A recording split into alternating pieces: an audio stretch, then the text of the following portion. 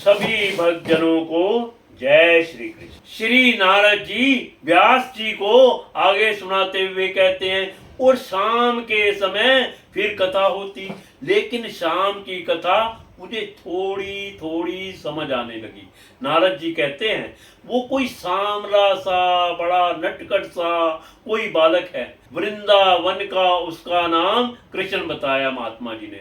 उन महात्मा ने उनकी बड़ी अनूठी अनूठी नटखट लीलाओं का वो वर्णन करते थे, और मुझे उन नटखट बालक की कथाएं समझ आने लगी, और उसकी वो शरारतें मुझे अच्छी लगने लगी, और मैं बड़ा ध्यान करके उस नटखट कृष्ण की कथाएं सुनता रहता। मैंने सोचा वो वृंदावन गांव का कोई मेरी उम्र का बालक है, छोटा सा शरारती सा है, और वो कोई ना कोई नटखट लीला करता रहता है, उसी की यह चर्चा कर रहे हैं। इस प्रकार सुबह ब्रह्म सूत्रों पर चर्चा, शाम को कृष्ण भगवान पर चर्चा, और दिन में वही सब खाना पीना, झाड़ू पोछा, ये लाओ वो लाओ, ये आया वो आया। अगल बगल के गांव के लोग मिलने आ जाते थे, दर्शन करने आ जाते थे, किसी को जल पिलाओ, किसी को प्रसाद खुआओ, बस मेरी यही सेवा थी। गांव के मुखिया से कोई काम होता, ये महात्मा मुझे भेजते थे, मैं उनको बुला लाता। लेकिन नारद जी कहते हैं कि व्यास जी, पता नहीं क्या हुआ, वो जो वृंदावन वाला नटखट सांवला सा कृष्ण था ना, वो धीरे धीरे मुझे प्यारा लगने लग गया।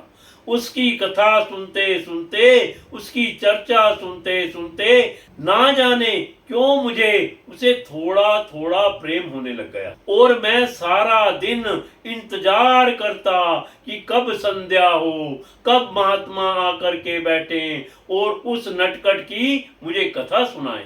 एक एक शब्द मैं ध्यान से सुनने लगा। अब तो मेरे कान, मेरा मन एक पल के लिए भी उस नटखट कृष्ण की चर्चा को छोड़ता नहीं था।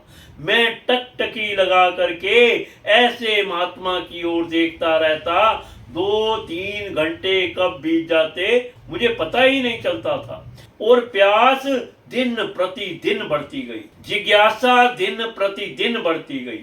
वो महात्मा भी अंदर से भीगे हुए थे, उस कृष्ण के प्रेम में वो कथा सुनाते तो उनके भी शरीर में रोमांच होता, और कभी प्रेम अश्रु उनकी आंखों से झलकते। मुझे प्रेम की सी परिभाषा का कोई ज्ञान नहीं था, मैं समझ नहीं पाता था कि कथा सुनाते सुनाते महात्मा की आंखें बार बार क्यों भर जाती हैं। पर धीरे धीरे वो नटखट कृष्ण मुझे भी प्यारा लगने लगा। अब पता नहीं क्या हुआ, उस संत की कृपा भरी नजरों का कमाल था। अब वो महात्मा कथा सुनाते सुनाते केवल और केवल मेरी ओर देखते रहते, और मुझे ऐसे लगता कि भले ही सैकड़ों लोग बैठे हैं, पर महात्मा सिर्फ मेरे लिए कथा कर रहे हैं, महात्मा सिर्फ मुझे कथा सुना रहे हैं। उनकी वाणी का कुछ ऐसा प्रभाव हुआ कि मेरे मन में कुछ कुछ ऐसे ख्याल आने लगे, मुझे ऐसे लगने लगा वो मटकी तोड़ने जा रहा है, मैं भी उसके साथ जाऊं। वो गैया चराने जा रहा है तो मैं भी उसके साथ जाऊं।